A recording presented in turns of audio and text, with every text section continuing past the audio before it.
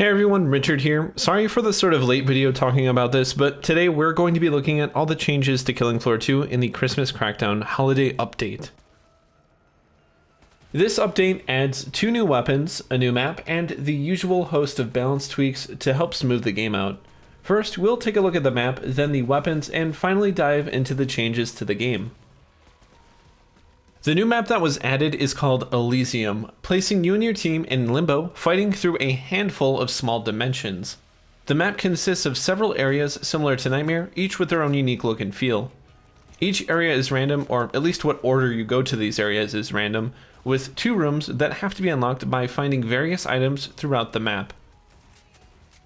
Unfortunately, the random nature of this map means that doing the seasonal challenges can be very frustrating, as none of the randomness is really explicitly communicated to the player.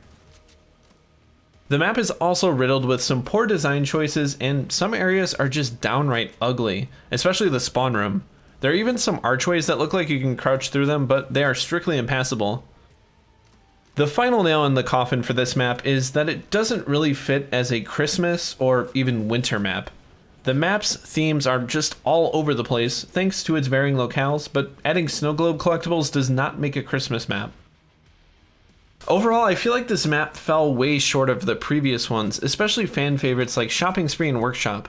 If you're looking for a good Christmas map, I would recommend checking out Tamari's Christmas Crash map instead.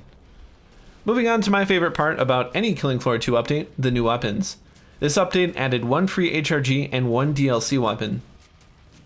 The HRG offering is a modification of the Husk Cannon known as the Vampire. It is a medic weapon with some fairly unique abilities that at least set itself apart from the rest of the medic's arsenal. Its primary attack sucks the blood out of Zeds and Edars, dealing damage and inflicting the bleed status effect. In addition, this builds a ball of blood that can be used to damage enemies or heal teammates when you release the primary fire button. Sucking blood will also suck up bone fragments and allow you to fire a powerful bone bolt using the alt fire.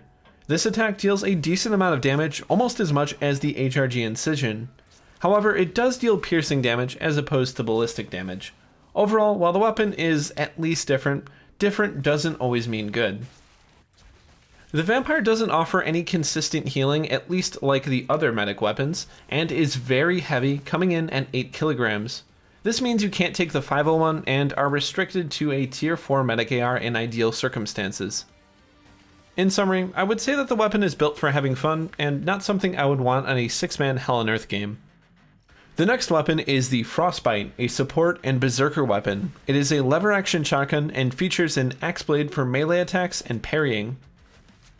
If you're familiar with the Mosin Nagant, the Frostbite functions mechanically similar as far as gameplay is concerned. Like the Mosin, the Frostbite is also fairly effective and a ton of fun to use. The parrying on support allows you to survive heavy attacks from big Zeds and little Zeds alike, while the shotgun gives the Berserker some standoff power against area denial Zeds such as bloats and husks. It also freezes Zeds with its ranged attack, making it particularly useful against Skrakes. It has a welcome home in both perks, and I would definitely recommend picking this up if you like either the support or the Berserker. Finally, on to balance changes. This update was a bit light on them, but had a few important ones. For weapon balance, the Fire Axe got significantly buffed, getting a stronger heavy and light attack, better stun for both heavy and bash attacks, plus the ability to yeet corpses. The Seal Squeal was also buffed, getting a weight reduction, increased reserve ammo, and faster fire rates for both the primary and alt fire. In addition, you can also interrupt your reloads by using the alt fire key. The Gunslinger's Rhinos have had their shrapnel tightened up a bit, plus the impact damage has been buffed, making it do almost as much damage as the shrapnel. Finally, the HRG Buckshots have had their vertical recoil reduced and their spread tightened, so maybe they're actually worth using now. I honestly was never a big fan of them anyways. For perk changes, the Steady skill for Gunslinger has received a 7.5% damage buff. Although this doesn't really hit any breakpoints, so Quick Draw is still a better option in my opinion. There are also a crapload of bug fixes and map fixes, so if you want all the numbers behind the changes, I will link the changelog in the video description and in the pinned comment. Thank you everyone for watching. I will be going home on leave here in a few days, and I won't be back until the new year. I will have some scripts written and a ton of footage, so my goal for next year is to hit the ground running.